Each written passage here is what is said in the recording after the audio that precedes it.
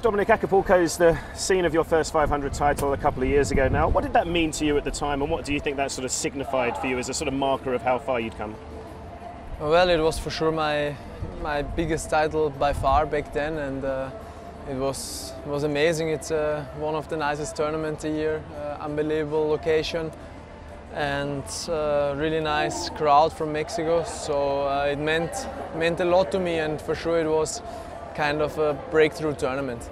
You're now pretty well established as a top 10 player, but how much do you feel you're still sort of learning in terms of the consistency you need to sort of stay in those sort of positions?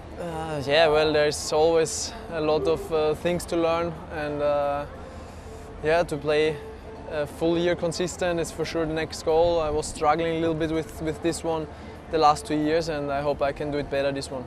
You were again victorious in Buenos Aires this year, as you were a couple of years ago. How important is that to sort of get one of those sort of early tournament victories under your belt at the start of a season to really get the momentum going?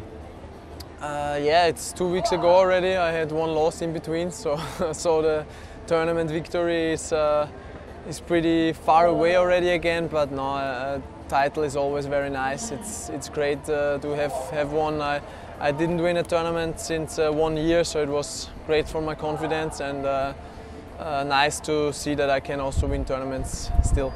I mean, you've sort of given yourself this same schedule. You give yourself a bit of a busy start to the year, let's say, through this Latin American swing, down in Argentina, then Brazil, then Mexico. I mean, why do you give yourself such a punishing schedule, let's say, at the start of the season every year? No, I like this trip a lot. Buenos Aires, Rio, Acapulco. Even Rio, Acapulco is a very bad trip. It takes very long, but still it's nice tournaments. You don't really lose energy because it's in such nice locations, and that's why I really like to play here, and it's a completely different atmosphere than the indoors in Europe. How much do you think this tournament's improved over the years? I mean, since you've obviously always played here on the hard court, but how much has this tournament improved, do you think, as we've seen over the last few years? I think the crowd was going up every single year, and the tournament was great from the first time I played it. I mean, it's nice sometimes to be in a resort 1 week long, to not go out, and well, I think the center court got bigger every year, which is nice to see. It's nice to see that people are coming from all around Mexico, I guess, and the tournament is doing a great job.